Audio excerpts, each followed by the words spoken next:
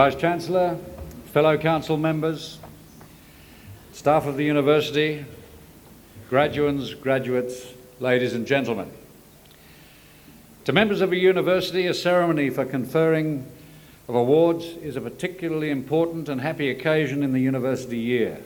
To all of you, I extend a warm welcome. To diplomats, graduands and graduates, I offer congratulations and best wishes. The university's mission commits it to demonstrating international excellence in teaching and learning, research and research training and service. It is also committed to being a preeminent comprehensive university, working in partnership with students, community, commerce and industry for local, national and global enrichment. The university's record of achievement, particularly in research, is outstanding. In 1997, the research funding base increased by 18% to a total of $23.6 million. The university ranked 9th out of 36 public universities in Australia in terms of its research grant income. An increase of $3.2 million for medical research projects in 1998 put the university 7th in Australia on the basis of new grants awarded. I think you'll all agree it's a great achievement.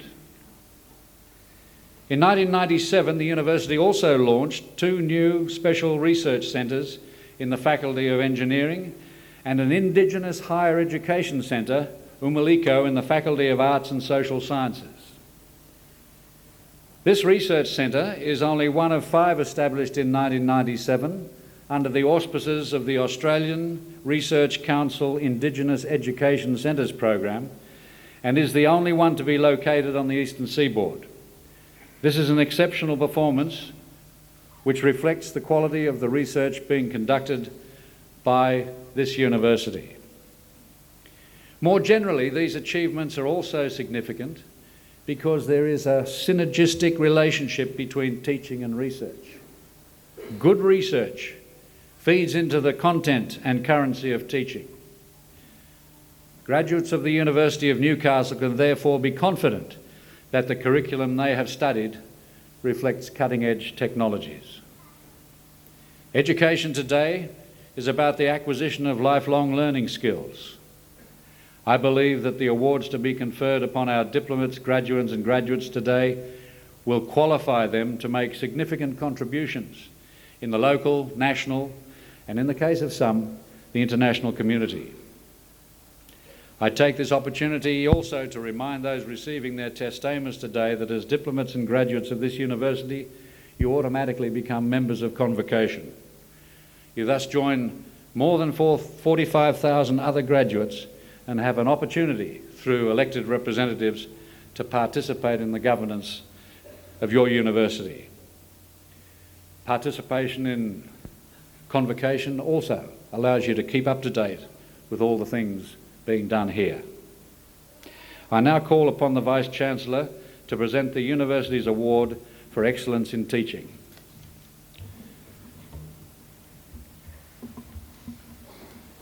Chancellor, I have pleasure in presenting to you Dr. Claire Walker, a lecturer in the Department of History, to receive the University's Award for Excellence in Teaching. Chancellor, the University of Newcastle's Award for Excellence in Teaching scheme was established in 1992 to encourage and reward the development of creative approaches to teaching which stimulate or facilitate student learning either generally or of particular concepts or methodologies.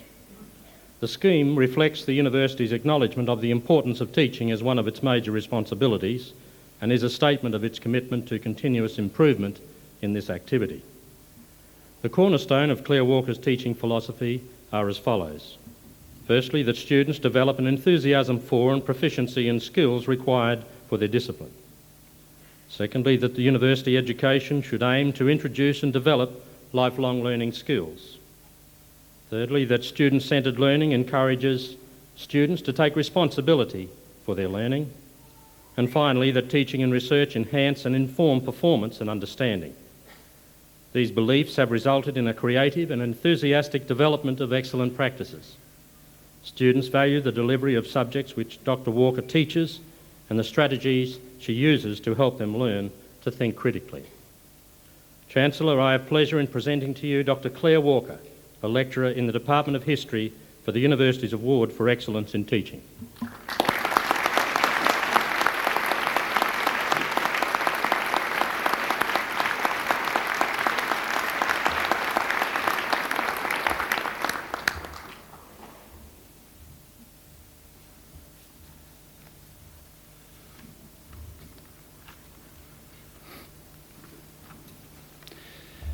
By the authority conferred upon me by the Council, I will now formally confer academic awards.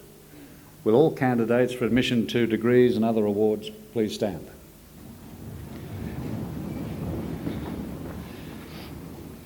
In the name of the Council and by my authority as Chancellor, I confer the awards specified in the programme on all those graduates and diplomats who are present today, and in absentia on those unable to be present.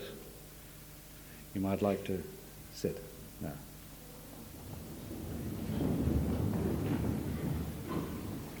I now call on the Acting Dean of the Faculty of Arts and Social Science to present diplomats and graduates from that faculty.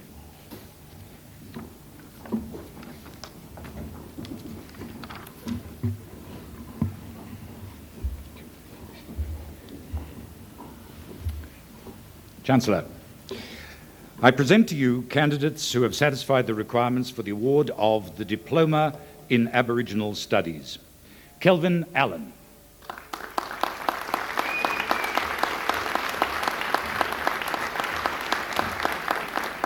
Ross Bates.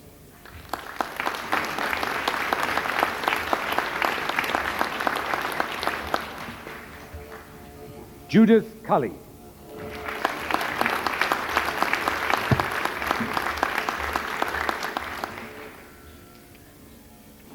John Dula.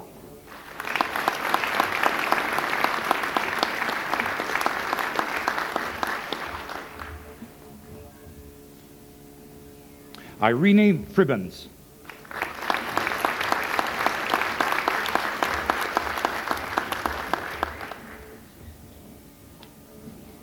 Kerry Matheson.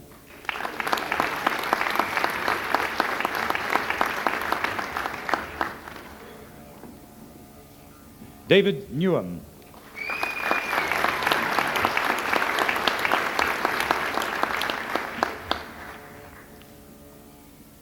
Sylvia Prisk.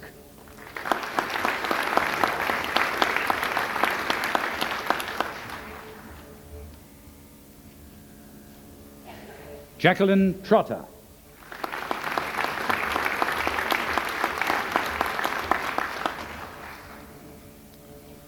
David Williams.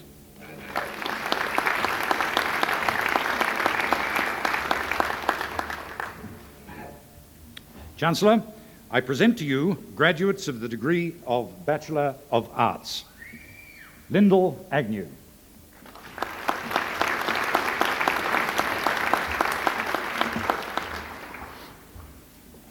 Gillian Askew.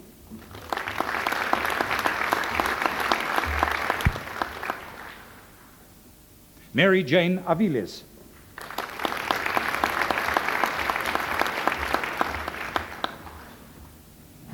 Alethea Ayres.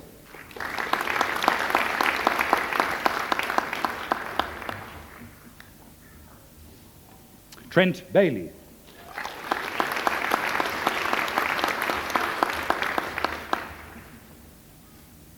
Melanie Barstow.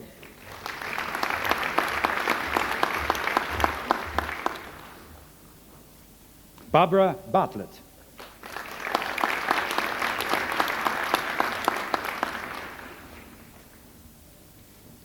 Amanda Benson.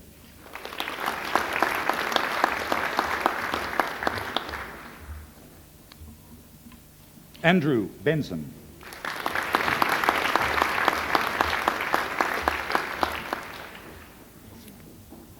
Richard Bramble.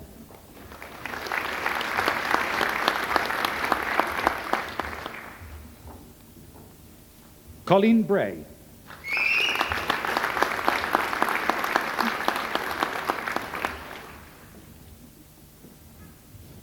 Linda Brennan.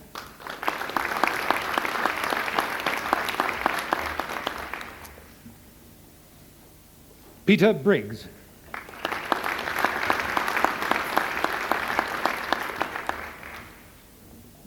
Philip Brogan.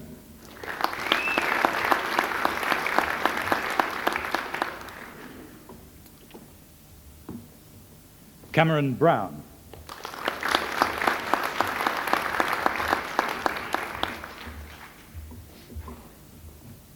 Hilary Burgess.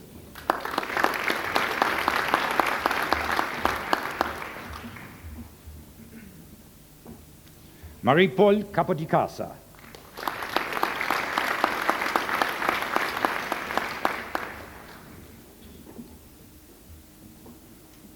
Felix Chan.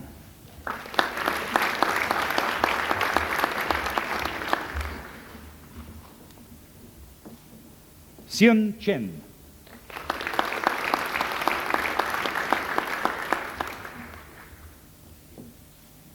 Megan Clemson.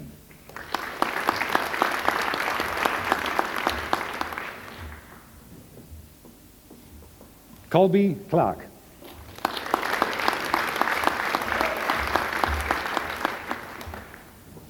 David Kramer.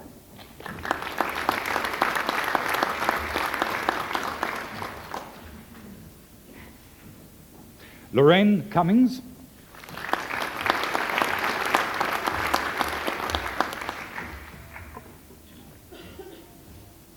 Duc Tidau.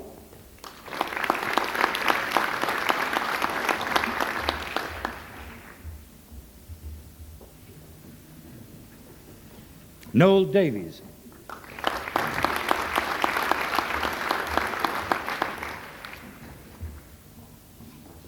Matthew Dick.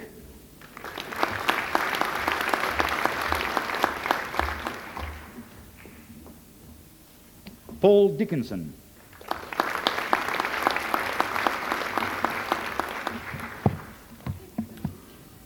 Lisa Dorman.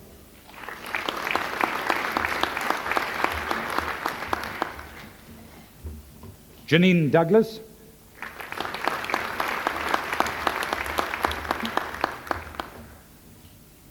Samantha Douglas.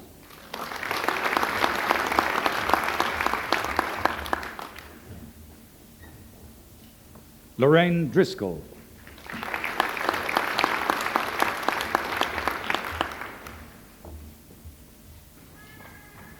Mark Duckett.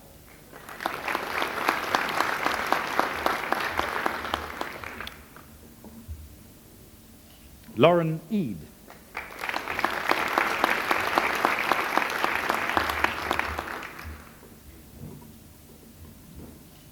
Gavin Farley.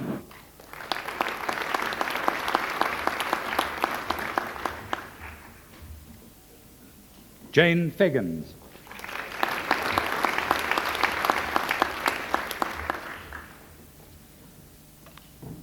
Dulcie Figueroa.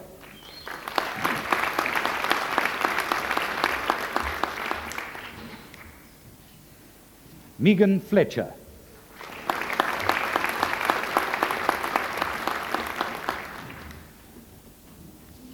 Donna Fuller.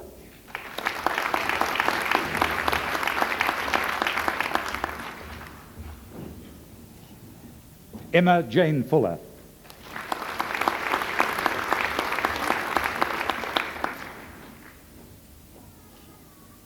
James Garner.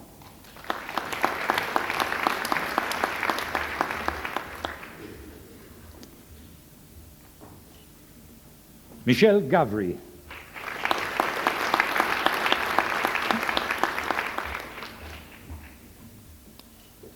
Jamie Godinen.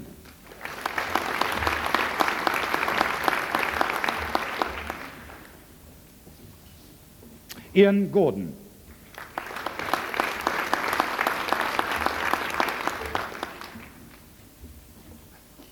Karen Gorton.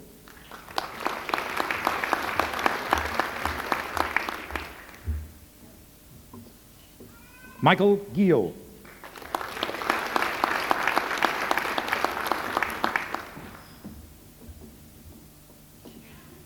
Vivienne Heels.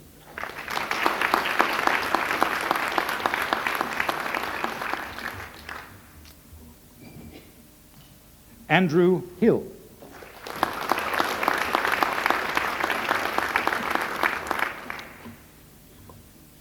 Joanne Hodgson.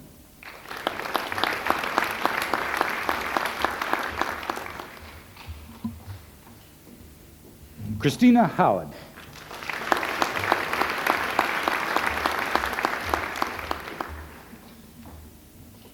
Shirley Huckett.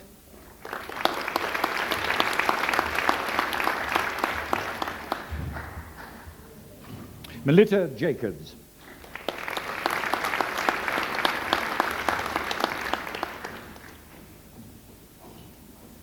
Belinda Johnson.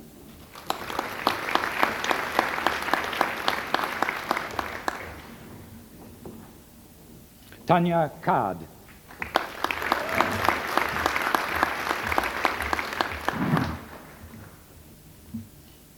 Jonathan Kingston.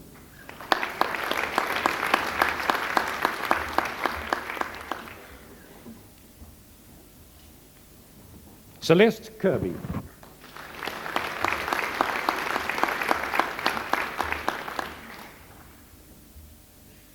Barbara Kirkpatrick.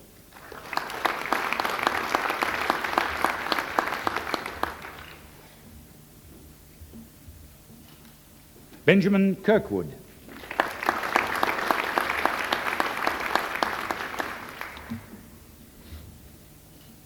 David Latimer.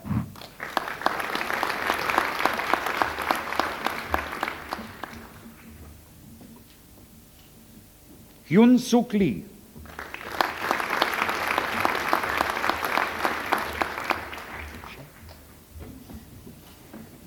Denise Lepschi.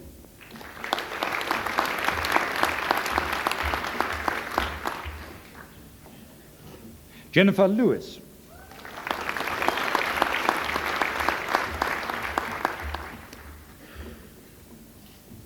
Rebecca Lewis.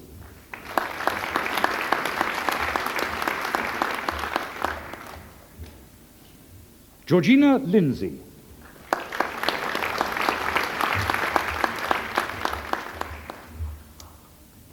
April Lucas.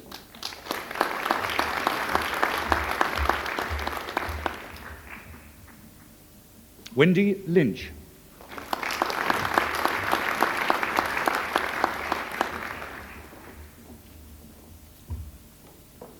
Bryony Manning.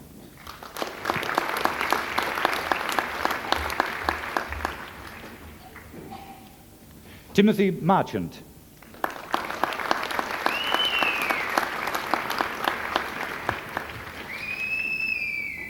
Rebecca McCarthy.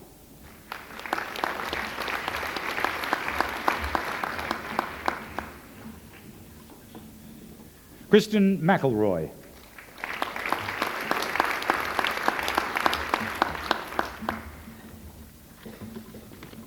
John McIver.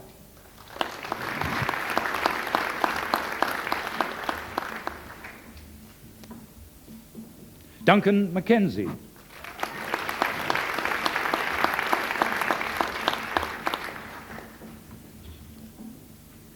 Catherine McKnight.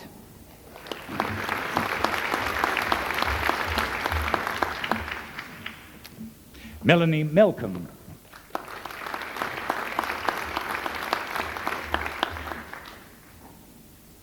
Linda Miller.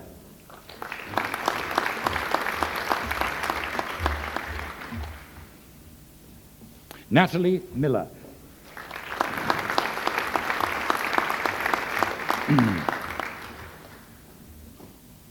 Joanna Millins.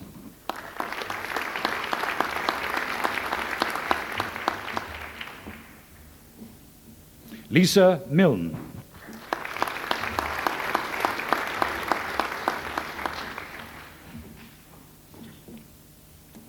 Ronelle Moon.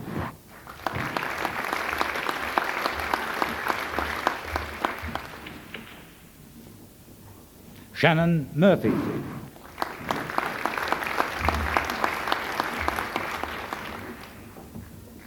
Andrew Murray.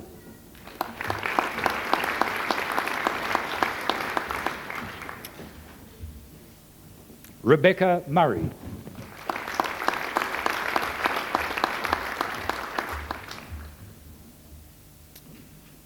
Louise Nelson.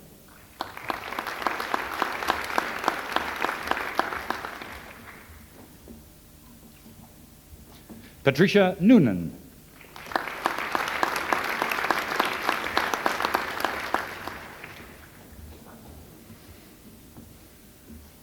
Melanie O'Donnell.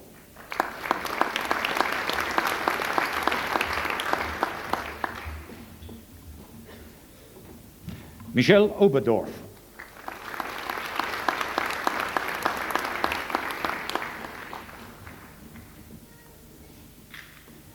Narelle Parkinson.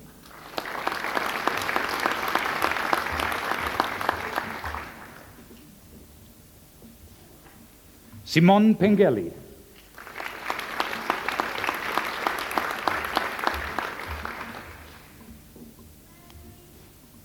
Petrina Piggott.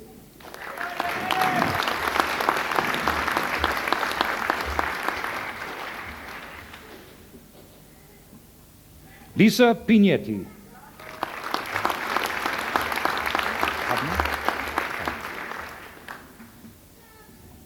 Chelsea Pudner.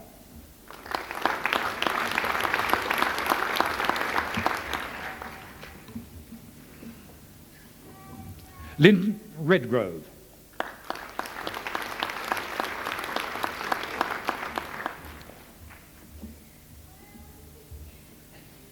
Andrew Reed.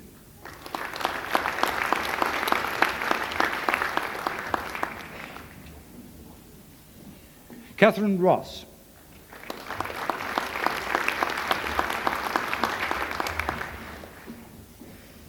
Aubrey Ross-Clift.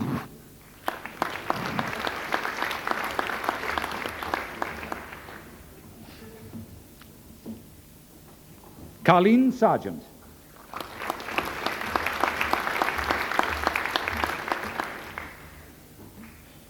Dimitra Sellis.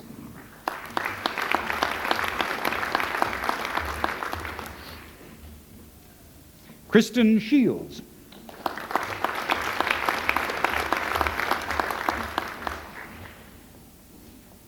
Jennifer Sidebottom.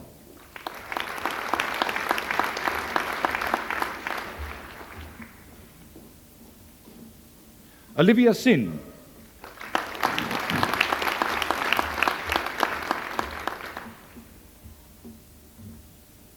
Avril Smith.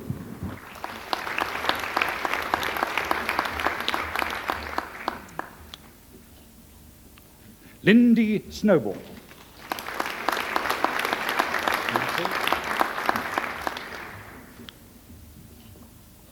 Dorothy Snooshall.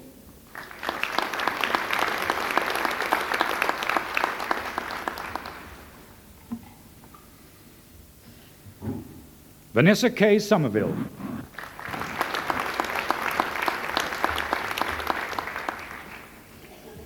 Anne Spencer.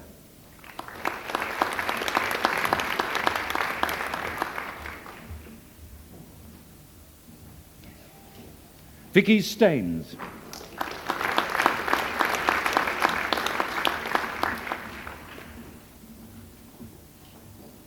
Pamela Steinbeck.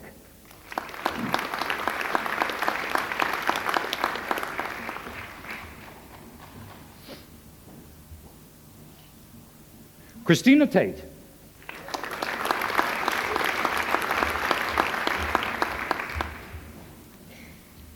Stephen Tainton.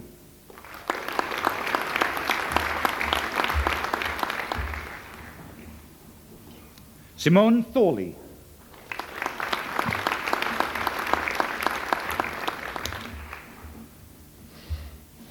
Melinda Todd.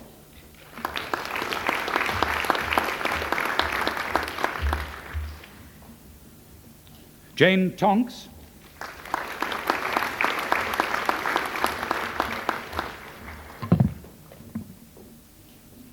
Penny Tozer.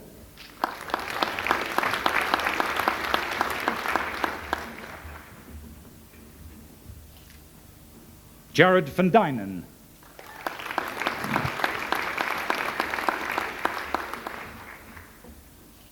Sarah Hilary Wall.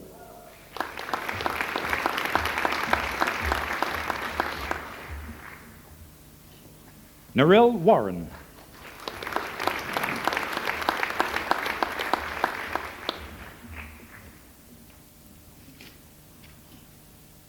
Karen Wilkinson.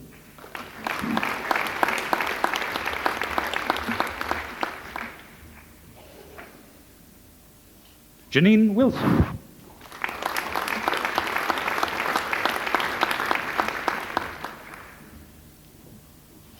Kristen Wilson.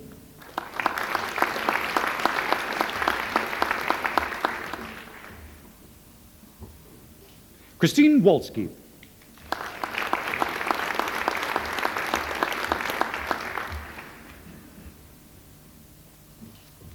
Matthew Woodland.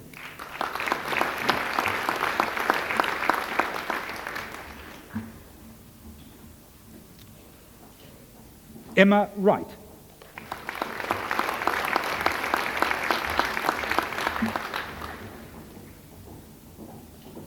Lynette Wright.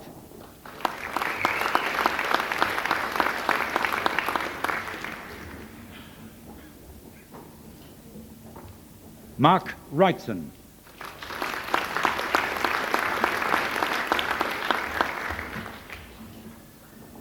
Chancellor, I present to you graduates of the degree of Bachelor of Arts with Honours Class 2, Division 2. Belinda Downs.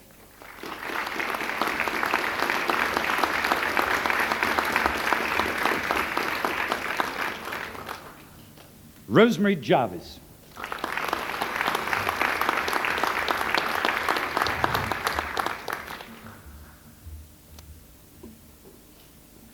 Stephen McMurdy.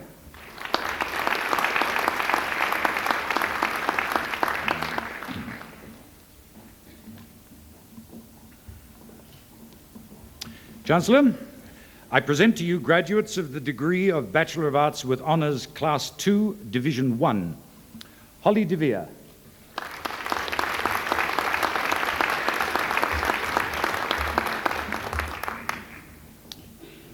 Joseph Haig.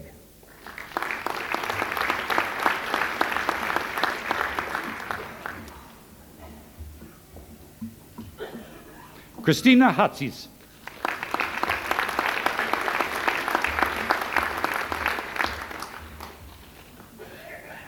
Mine Inahara.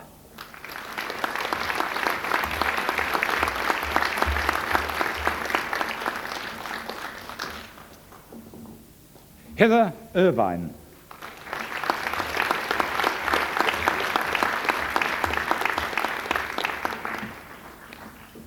Wendy Mead.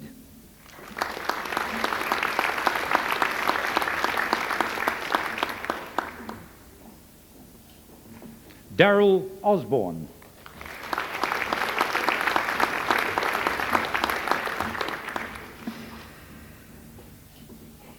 Julia Peters.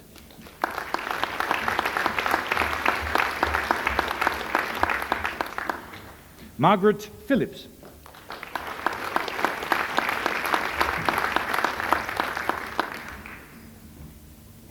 Sharon Robson.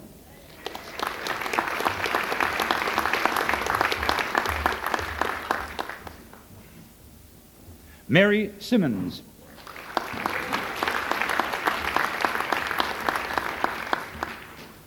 Anne Wilkinson.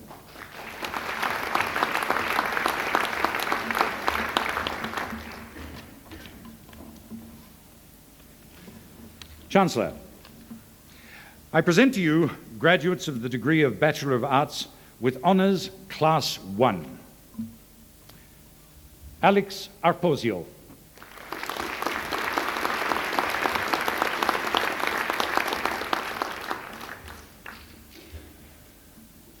Gillian Bowes.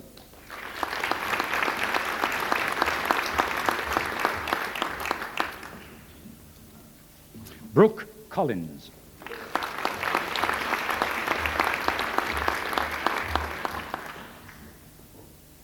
Rebecca Conroy.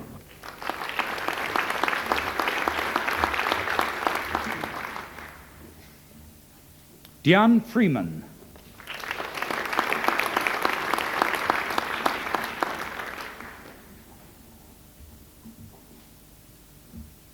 Andrew Gallan.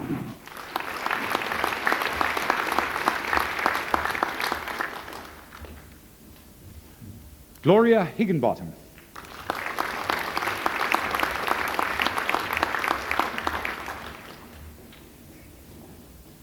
Mark Jeffries.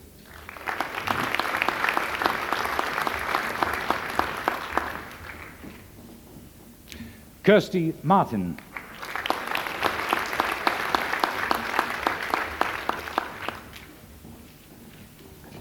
Stephen Mills.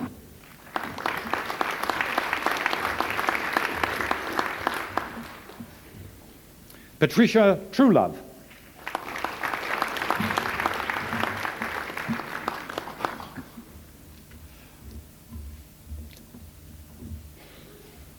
Karen Webb.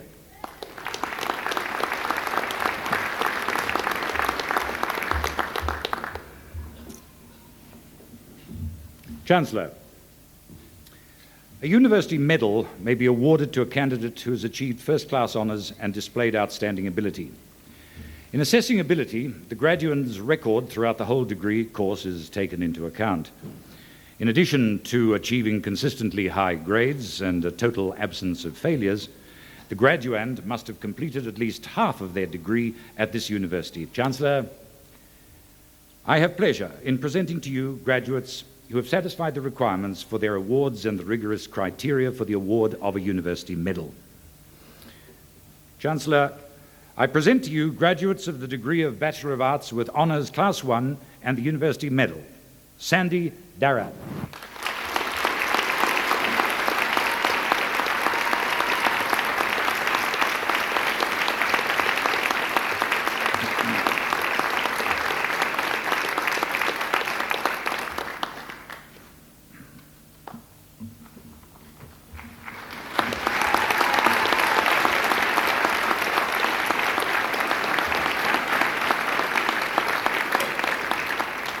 Rosemary Melville.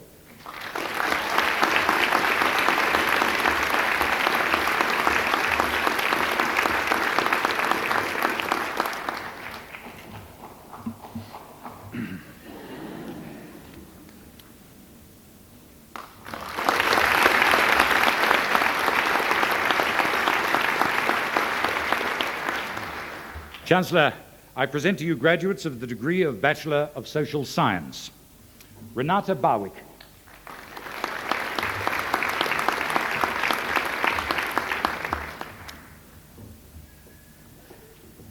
Ellie Boosley.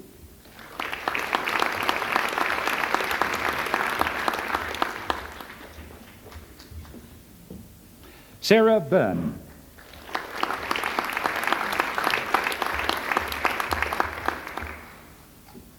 Joanne Cackett.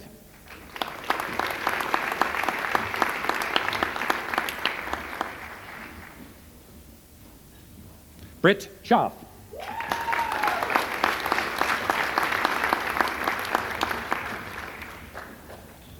Jean Coles.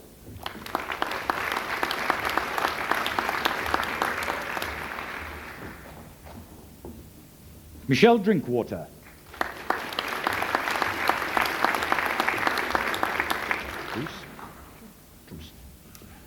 Terena Drews.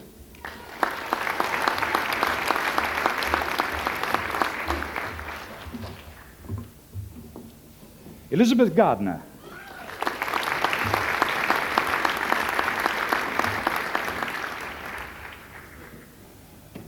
Paul Garahy.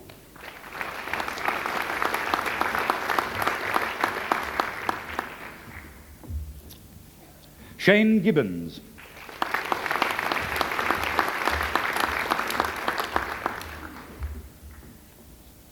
Jennifer Gilmore.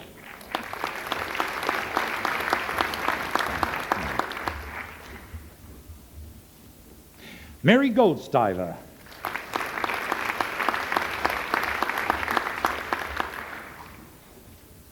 Elise Hay.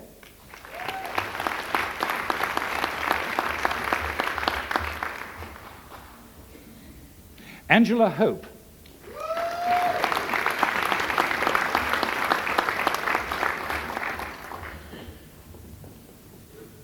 Sarah Houston.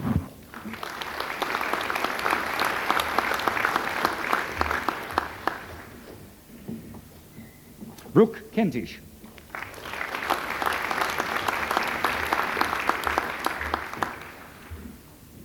Breton Macklin.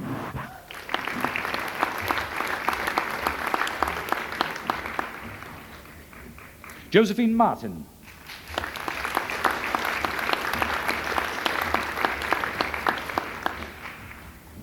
Belinda McRoby.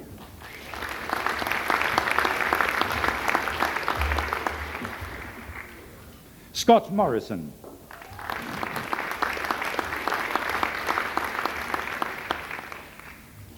Julia Perry.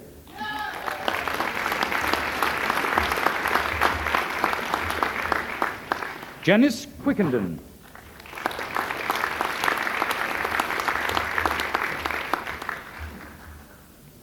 Rebecca Quilty.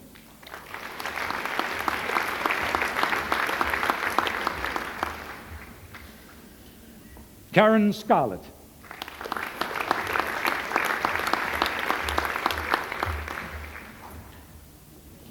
Danielle Slana.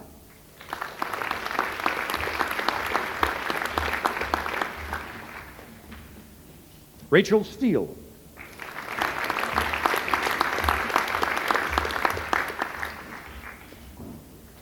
Kirsten Thorpe.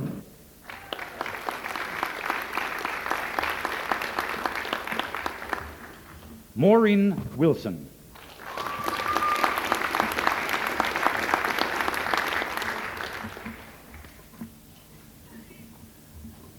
Chancellor, I present to you a graduate of the degree of Bachelor of Social Science, Justice Studies, Marilyn O'Brien.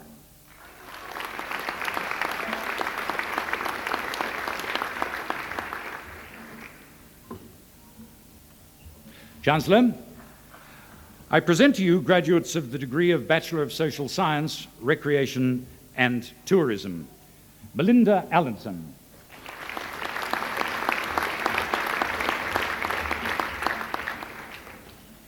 Lorraine Baxter.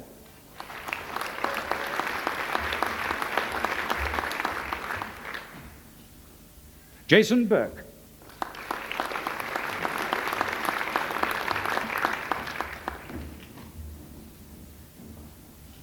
Sarah Boxall.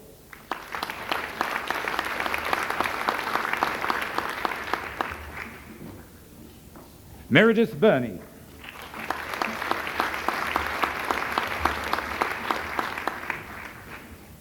Gloria Caligueros.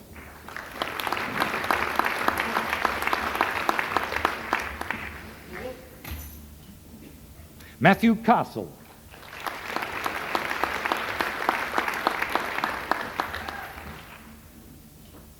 Do you want to do that now? Virginia Davis.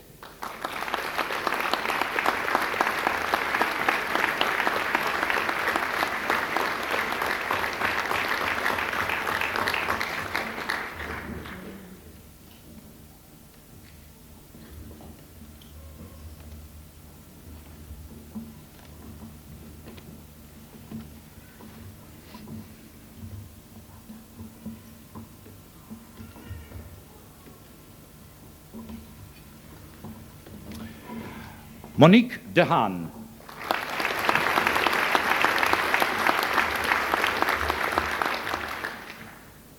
Mitzi Dewhurst.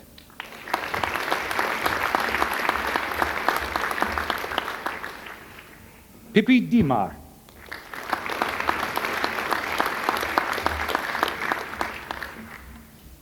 Colleen Dunlop.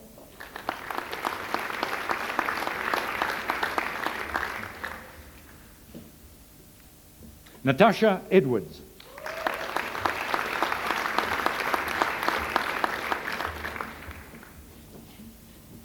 Janelle Entwistle.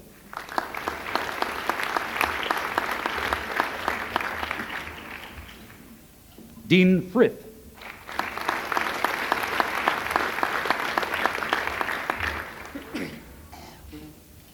Lucy Gray.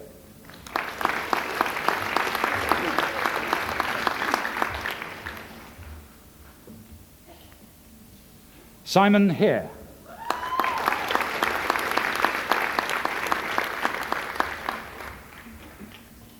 Claire Hanson.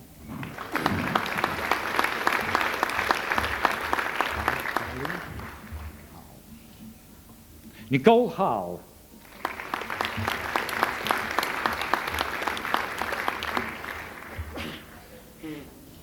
Benjamin Harvey.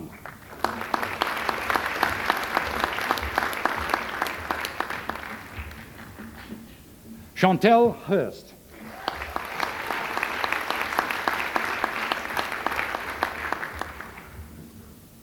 Kelly Hodge.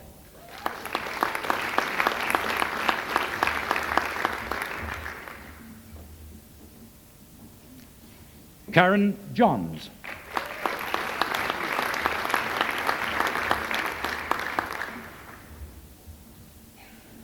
Casey Johnson.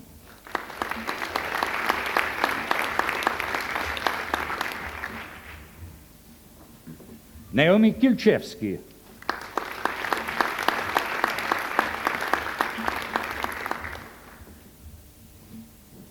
Anita Kingdom.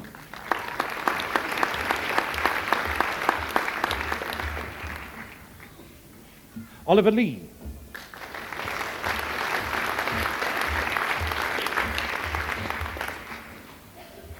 Drew Madison.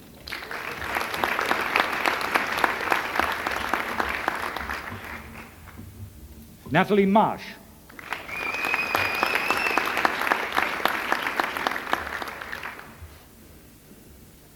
Alison Martin.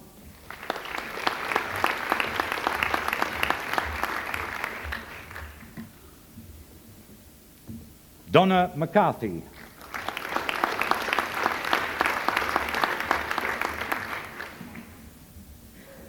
Catherine McConnell.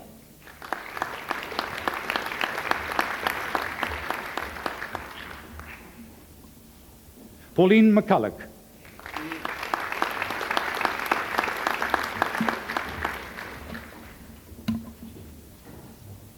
Rosemary McAvoy.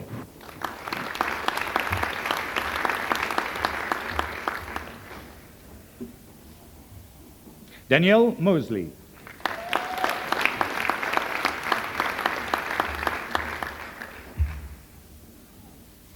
Sharon O'Donoghue.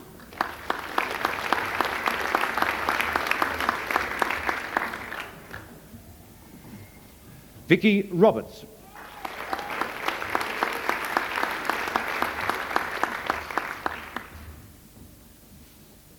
Masaki Sato.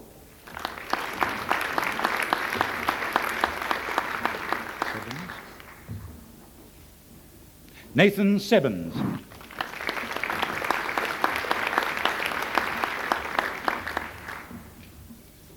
Angela Slater.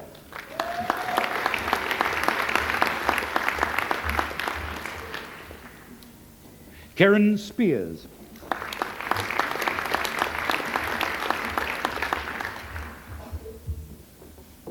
Tony Stevenson.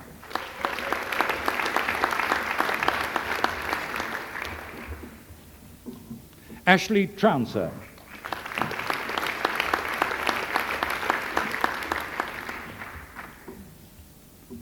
Karen Turner.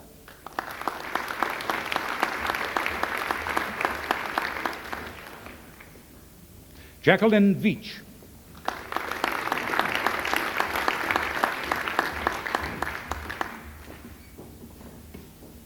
Sarah Whalen.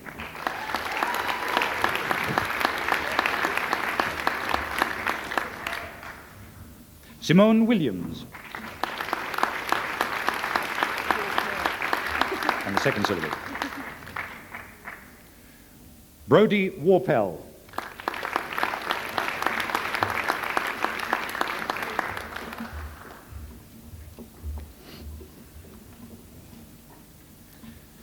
Chancellor, I present to you graduates of the degree of Bachelor of Social Science with Honours Class 2, Division 1.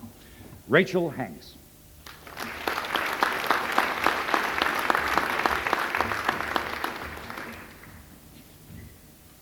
Alexandra Muse.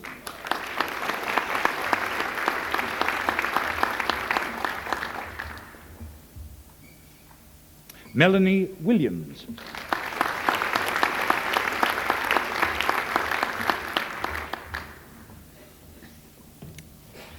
Chancellor, I present to you a graduate of the degree of Bachelor of Social Science with Honours Class 1, Tamara Young.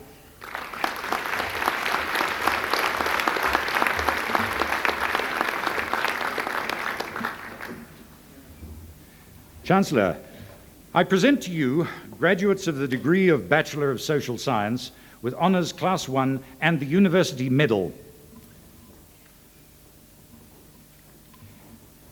Cleoniki Saroka.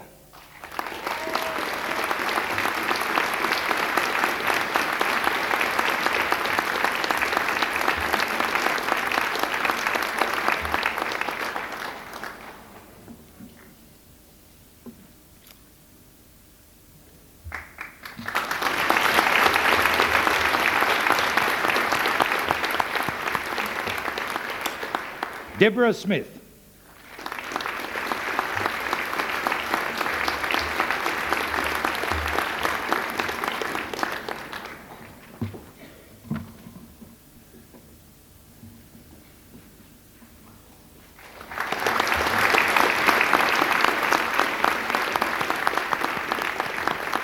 Chancellor, I present to you graduates of the degree of Bachelor of Social Work. Michelle Barnicoat.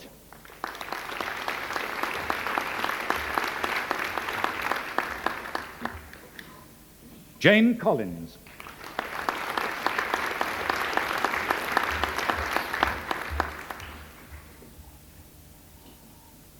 Anne Deck.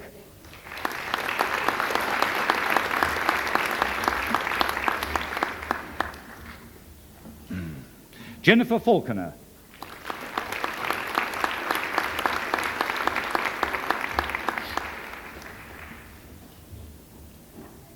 Veronica Finlay.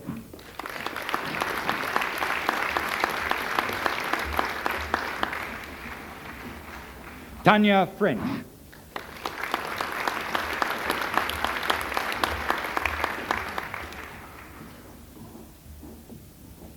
Julie Hopkins.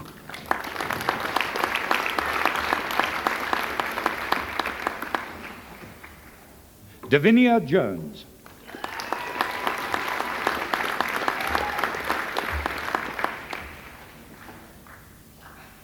Fiona Murphy.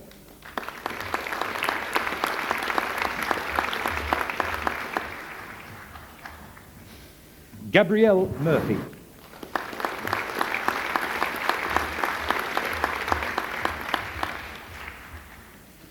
Teresa Perham.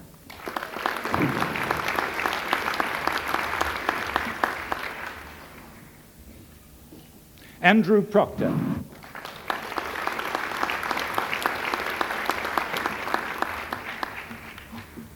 Mark Travaskis.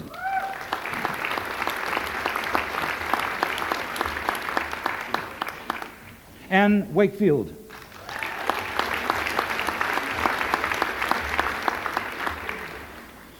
Sharon Webb.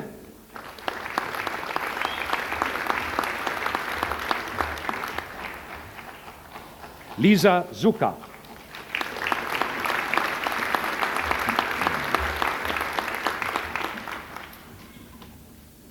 Chancellor, I present to you a graduate for the award of the degree of Bachelor of Social Work and the degree of Bachelor of Arts.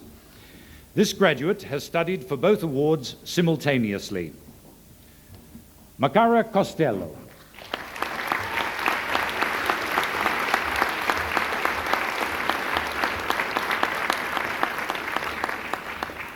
Chancellor, I present to you graduates of the degree of Bachelor of Social Work with Honours Class 2, Division 1, Brendan Brooke.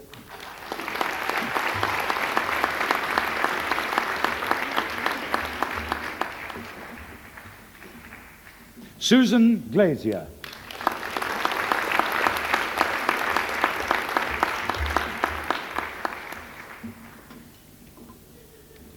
Chancellor, I present to you graduates of the degree of Bachelor of Social Work with Honours Class 1, Larissa Burns.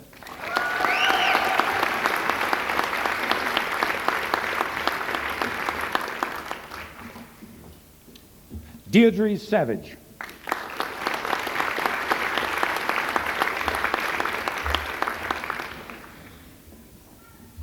Sam Lee Zock.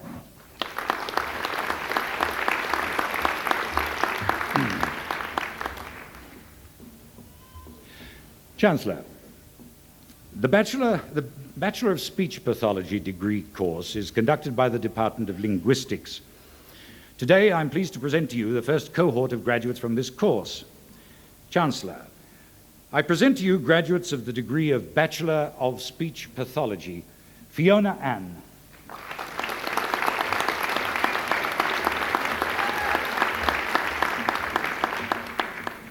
Mary Ann Costello.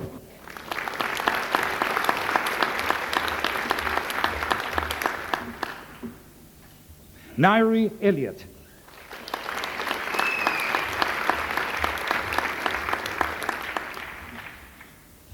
Rebecca Ellison.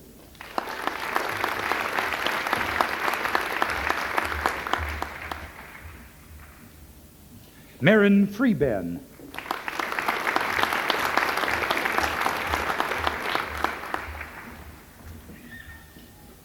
Kirsten Glover.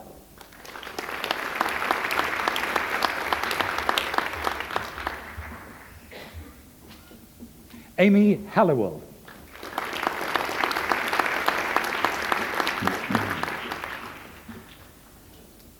Anne Hogden.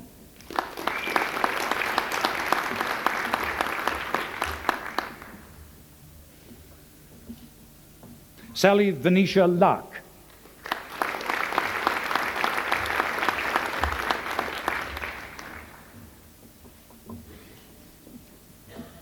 Natalie Moore.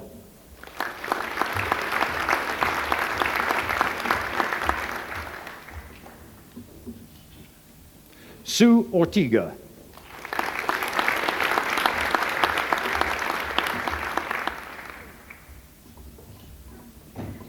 Christy Poik.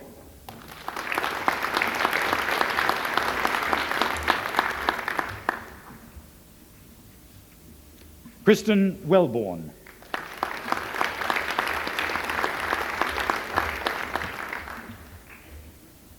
Chancellor, I present to you a graduate of the degree of Bachelor of Speech Pathology with Honours Class 2, Division 2, Corinne Roberts.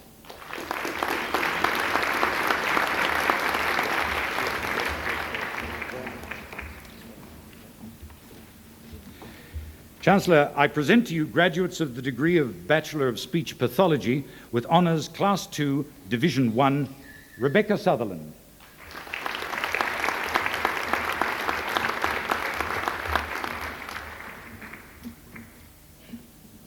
Angeline Turner.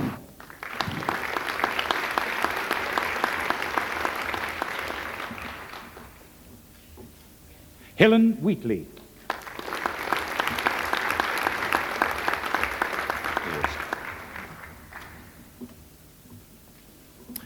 Chancellor, I present to you graduates of the degree of Bachelor of Speech Pathology with Honours Class 1. Catherine Oars.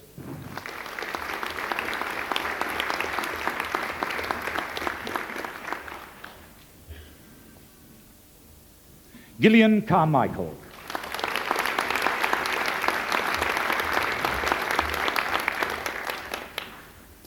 Jacqueline Matters.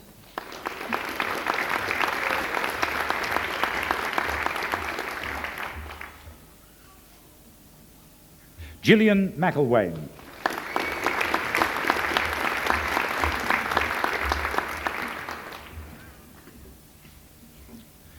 Chancellor, I present to you graduates of the degree of Master of Social Work. Esmeralda Branco.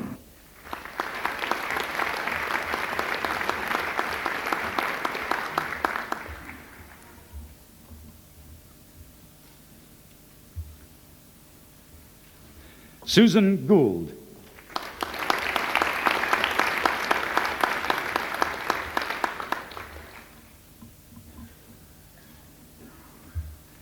Chancellor, I present to you a graduate of the degree of Master of Theatre Arts, Ray Means.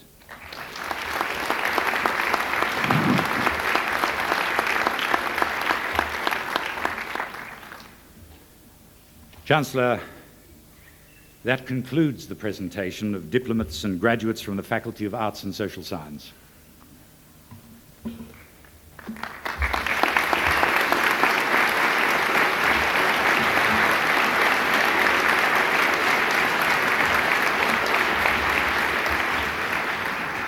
I call on the Deputy Vice-Chancellor Research to present research higher degree candidates. Chancellor, I present to you graduates of the degree of Master of Arts. I present to you Marilyn Cromitty, Bachelor of Arts of this university.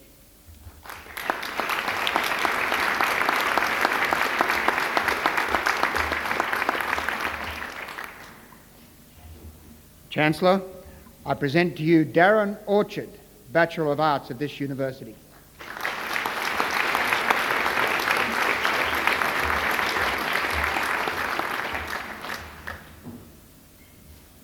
Chancellor, the degree of Doctor of Philosophy is awarded to graduates who have successfully completed a prescribed program of study, principally of research.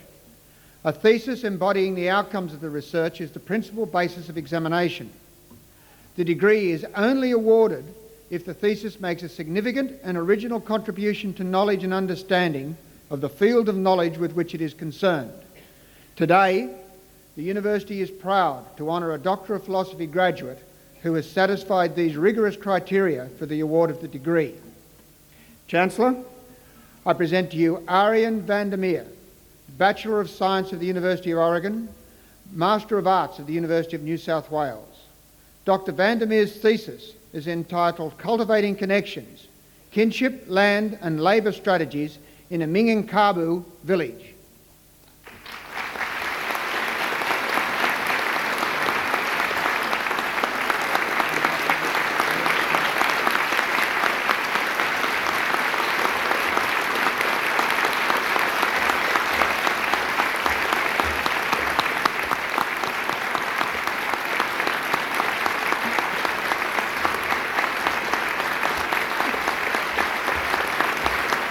Chancellor,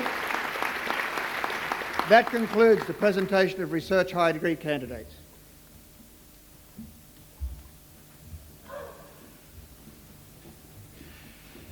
I now call upon the Vice-Chancellor to present the inaugural Exceptional Service Medal. Chancellor, I have pleasure in presenting to you Dr. Brian Smith to receive the inaugural Exceptional Service Medal. Chancellor, Dr. Brian Smith was born in Hartlepool, England. Prior to coming to Australia, he served for 5 years in the British Merchant Service.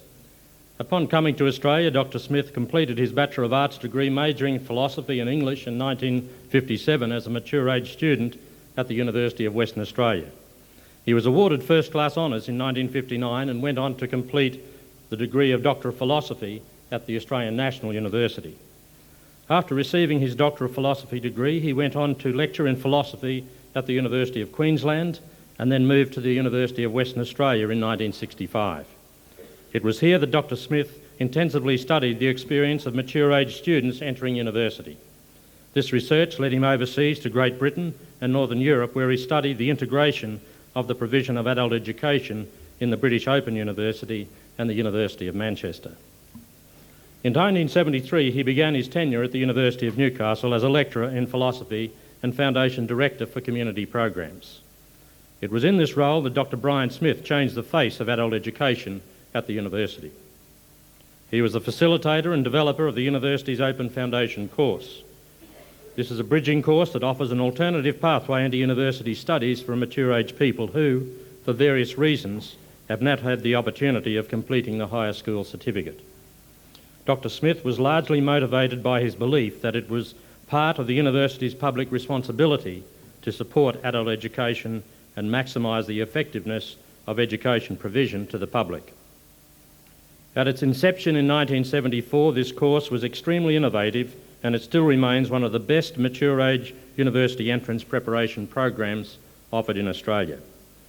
It is recognised by many other universities as a qualification for university entrance. The success of this program is in the subject design. Dr. Smith saw a need not to merely provide a higher school certificate substitute course, but to provide a reliable channel into the university with content closely aligned to established university disciplines. In the last 25 years, this course has provided a significant pool of students to the university.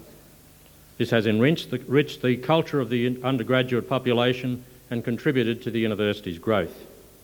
Most notably, however, it has given an education to mature age people who once thought a university education was beyond their reach. In addition to Dr. Smith's outstanding initiative with this program, he also fostered the growing relationship between the university, the City of Newcastle and the Hunter region. As Director of the Department of Community Programs, he involved himself with regional concerns, offering courses, public lectures, musical and dramatic presentations and summer schools. Chancellor, in 1997, the Council of the University resolved to establish the Exceptional Service Medal. This medal may be awarded by the Council to recognise exceptional and sustained contributions by a staff member, former staff member or a member of the community towards some aspect of the university's activities. Chancellor, it is my pleasure to present to you Dr. Brian Smith, Bachelor of Arts of the University of Western Australia and Doctor of Philosophy of the Australian National University for the award of the inaugural Exceptional Service Medal.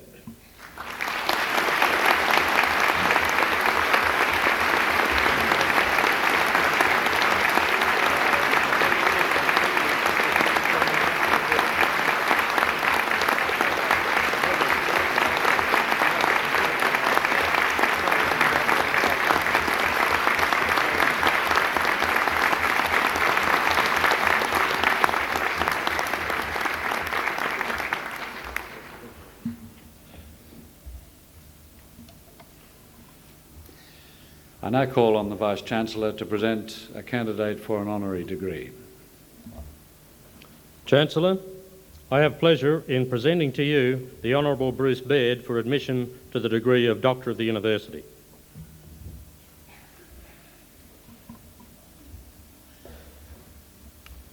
Chancellor, the Honourable Bruce Baird was born in Sydney in 1942. After completing his secondary education, he joined Qantas as a commercial trainee and undertook a Bachelor of Arts degree at the University of Sydney part-time. After completing his degree, he was appointed Staff Training Officer at Qantas and then took a position as English History Master at Cranbrook School in Sydney. In 1967, with the mining boom underway, Bruce Baird joined Alcoa in Melbourne and was heavily involved in the expansion of the production of alumina in Western Australia. It was during his work at Alcoa that he completed his Master of Business Administration degree at the University of Melbourne in 1971. In 1972, Bruce Baird was one of 14 chosen from 2,000 applicants to join the Australian Trade Commission Service. During his time here, he was posted to Germany as an Assistant Trade Commissioner and New York as the Trade Commissioner. He was responsible for the promotion of Australian trade in both Europe and the eastern states of the United States of America. Mr. Baird returned to Australia in 1980 and joined ESSO as their Government Affairs Manager, liaising with the government on issues relating to the production of oil in Bass Strait. Mr. Baird's keen interest in politics saw him enter the political arena in 1983 when he won Liberal Party pre-selection for the seat of Northcote in Sydney's northwest. In 1984, he was elected to the New South Wales Parliament. Most of us would have first heard of the Honourable Bruce Baird as the Minister for Transport, a position to which he was appointed in 1988. In this position, he was responsible for the Maritime Services Board, State Rail Authority, State Transit Authority, Department of Main Roads and the Department of Motor Transport. During the 8 years he held this portfolio, Mr. Baird was successful in, amongst other things, reducing the annual running costs of state rail by $450 million per annum, introducing Explorer and Endeavour trains to New England, the South Coast and the Hunter Valley, introducing river cats to Parramatta and introducing sleeper cars on XPT trains. It has been said that the Liberals' Transport Minister Bruce Baird, a confirmed freeway builder, remains the greatest rail building minister in Sydney's post-war history. During his term as Transport Minister, he was elected Minister responsible for Sydney's Olympic Games bid and a member of the lobbying team. Mr. Baird played a significant role in helping Sydney and in effect Australia in its successful bid to host the year 2000 Olympic Games. In 1995, Mr. Baird resigned from Parliament and took on the role of Managing Director of the Tourism Council Australia. In this role, he represents the interests of over 700 members of the Council and in excess of 30,000 affiliated tourism and travel enterprises. He has the sole and sometimes daunting task of communicating directly with state and federal governments on the concerns and issues affecting this large and growing industry. In this role, Mr. Baird is required to travel extensively and is included in a number of key tourism missions overseas. Chancellor, it is my pleasure to present to you the Honourable Bruce George Baird, Bachelor of Arts of the University of Sydney and Master of Business Administration of the University of Melbourne, for the award of the degree of Doctor of the University.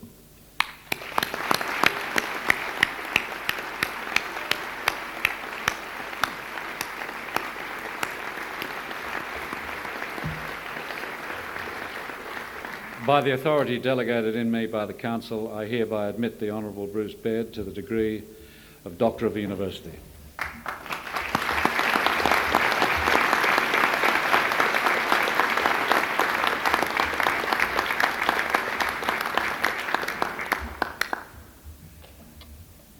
We will now have a musical interlude presented by the Faculty of Music String Quartet. They will play Serenade by Haydn.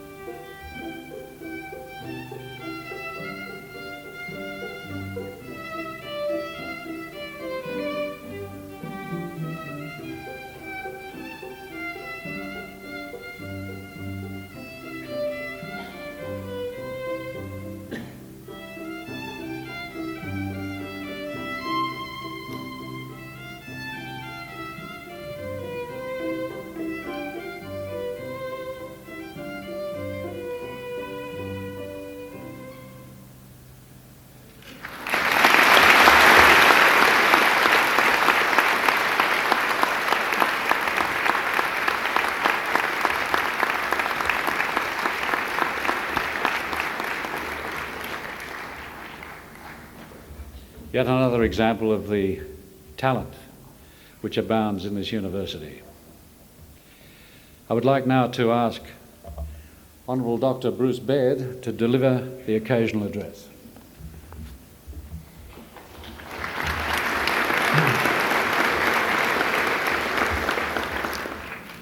Chancellor Rick Charlton, Vice-Chancellor Roger Holmes, members of Council, graduates, ladies and gentlemen. Well, firstly, thank you very much for the great honour that you have done this afternoon for myself. I'm particularly appreciative of this honour. I feel somewhat undeserving of it, but having a daughter who's worked for the past 3.5 years for her doctorate, she would remind me of the significance of this event, but I really appreciate the significance and privilege of the award that you have offered me. Thank you very much. Secondly, that I would need to say to you how pleased I am to be able to speak this afternoon. And I'm joined here today by my wife Judy and also by my mother-in-law, who actually is celebrating her 80th birthday today. So I'm glad to have her here with me checking out what I'm saying. But in speaking this afternoon, it's quite challenging. I'm very pleased to see so many tourism graduates here, and I'm told by one of the academic staff that the colours are relating to the blue and yellow as the yellow of the sand and the blue is the blue of the harbour. That makes me feel quite at home. And certainly being so close to the Hunter Valley, which is the second most important tourism region in Australia outside the city of Sydney, and all its potential, that you are very well placed here at this university with its very fine and strong tradition. Also being so close to Newcastle, that magnificent city, and we certainly in my role in tourism would encourage the council to get on in approving those hotels that we're waiting for there, but that's for another day. But today is not a day for speeches A, B or C or even D, E or F, but rather about you as students and the challenges that lie ahead. It's an exciting time and I want to congratulate you on your achievement. This is a great day and a wonderful time for you to look at what you've achieved, to celebrate with your family these great achievements.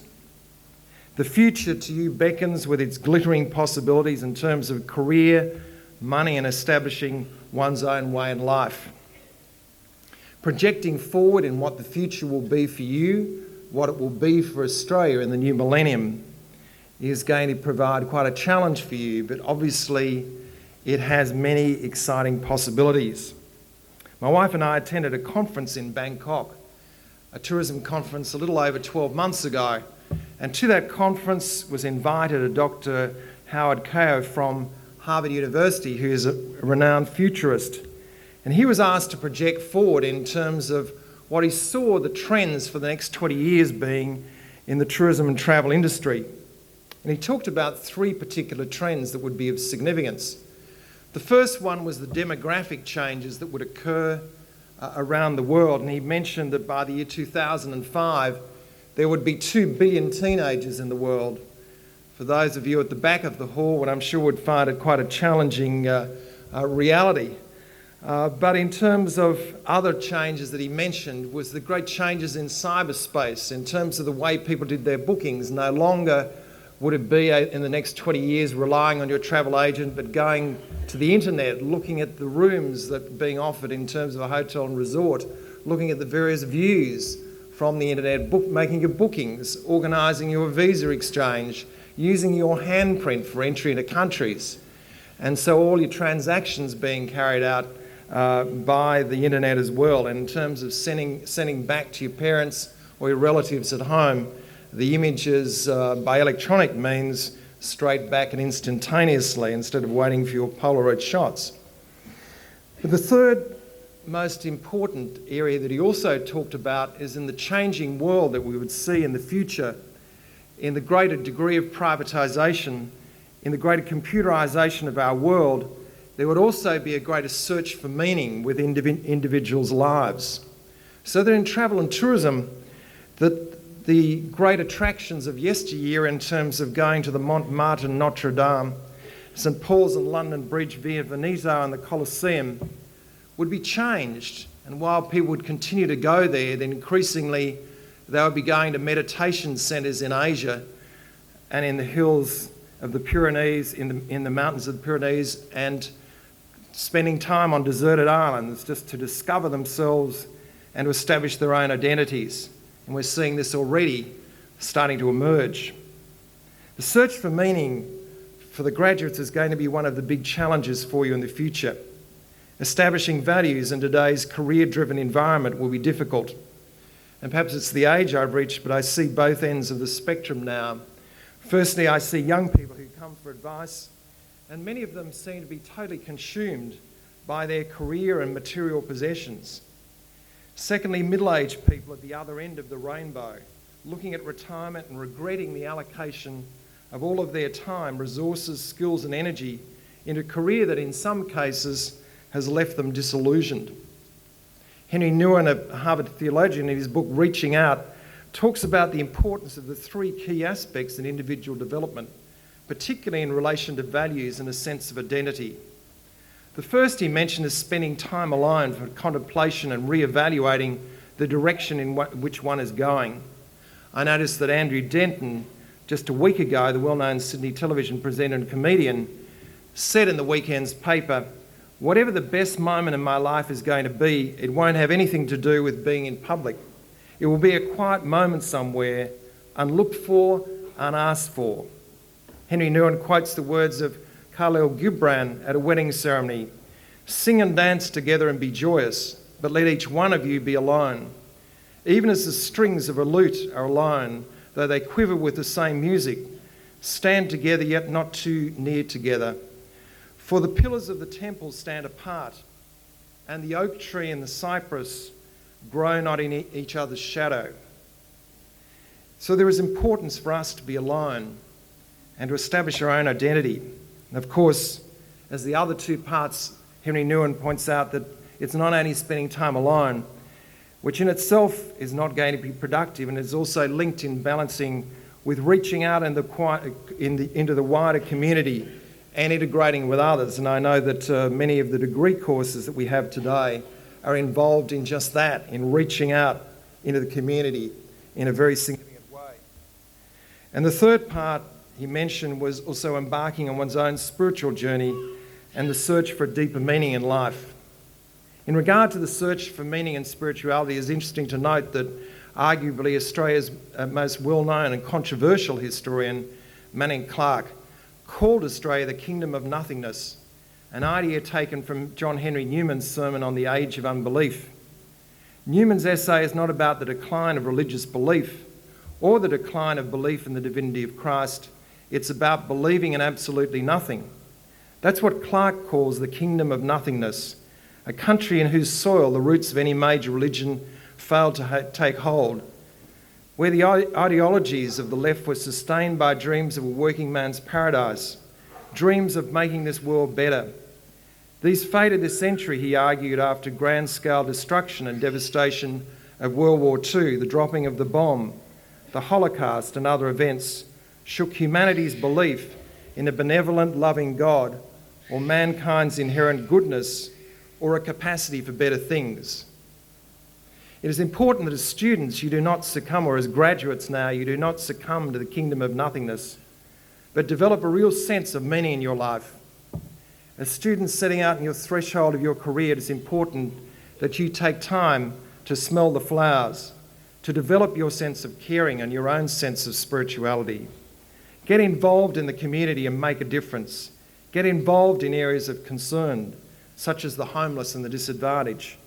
Look to involvement in organisations such as World Vision, Care Australia, Salvation Army, Sydney City Mission or Newcastle's Mission, AusAid, Smith Family. Make sure that it's not simply a matter of writing out a cheque to a worthwhile organisation that gives you a sense of belonging to the community at large. Speak out on issues that affect your community. Be concerned about issues such as the Republic, land rights, environmental protection, and even the Australian waterfront. It was great to see that we have our graduates today in Aboriginal Studies. Develop interests in sporting and cultural life. Continue to educate yourself and be involved with your family. Accept them for all their faults as they accept you, and you will find that strong family relationships become a reservoir and a strength to reach out to others in the community. In summary, in leaving the world of academia, these years of learning and lifting your sights, do not lose sight of your values. Do not get lost in a corporate wilderness where attention is focused on income and bonuses and Gordon Gekko-style greed, but retain a balance in your life and your sense of values and vision. Best wishes for the future and congratulations on your achievement. This is undoubtedly a great day in your life and your family's life. You are the leaders of tomorrow, and you will fashion the Australia of the new millennium. In the challenges that face you in the future, make sure that you make a difference.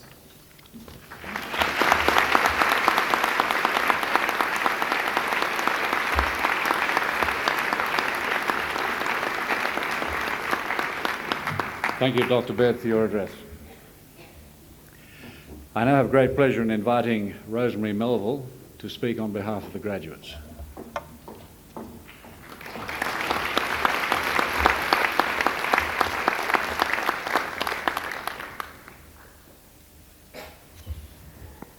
Chancellor, Vice-Chancellor, members of the University Council and staff of the University, fellow graduates, ladies and gentlemen.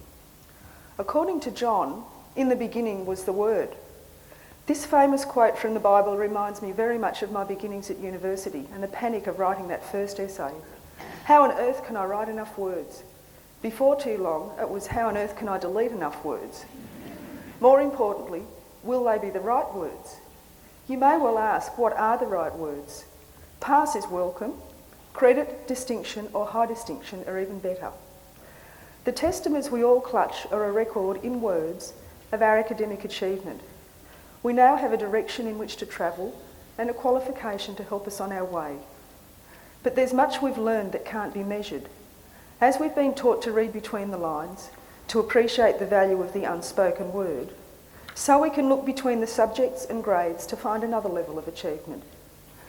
In the process of learning to please our examiners, we've gained insights and skills that can also be applied to life outside the university.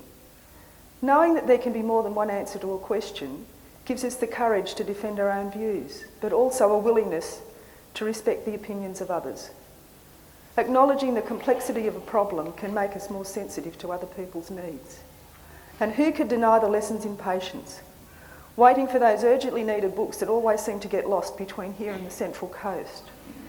Waiting for someone to finish a mountain of photocopying on the only machine that doesn't have something wrong with it, and then finding that they've used all the paper. But perhaps the most demanding of all lessons in patience is waiting for those results at the end of the year. We've also learned about setting goals and working in our own way to reach them. It's a bit like the Olympics. Some of us are sprinters, working furiously for 1 or 2 days to produce the 3,000-word essay. These people are sometimes envied by the long-distance runners, who set a slower pace, but always have the luxury of 3 drafts before the final copy. We also have the hurdlers, who like a regular pattern of deadlines right from the beginning of the year. They're the ones who always volunteer for the first tutorial presentations and are still cool at the end of the semester when everybody else is scrambling to finish a half dozen assignments. And then there are the gymnasts whose lives are like balancing acts, but they always seem to land on their feet. Which brings me to time management, surely an essential part of any education. At some time, most of us have had to juggle our study with other commitments. Some have held part-time jobs, some have worked full-time, and there are people who always seem to be in the Tanner bar doing their best to prop up the union's finances. As the mother of 4, I sometimes had trouble balancing the demands of family and study. I once asked one of my sons whether I should be at home making apple pies or whether I should be at the university writing essays. "You should bring home apple pies from the union," he said. Reassured, I went back to the computer, confident that the family wasn't neglected.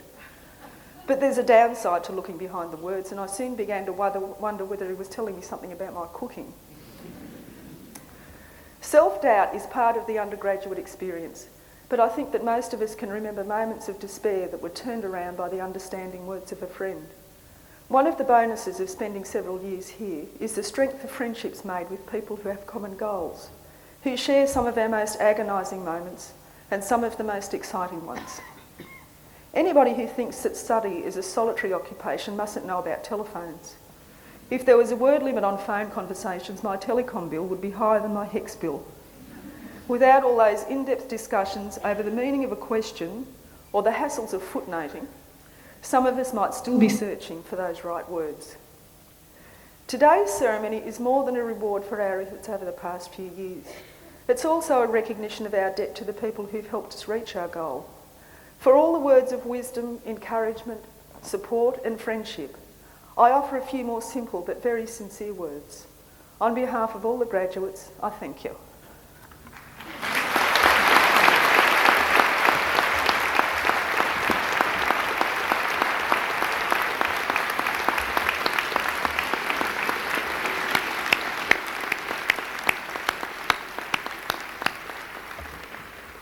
I would like to thank Rosemary Melville for her speech and now declare this ceremony concluded.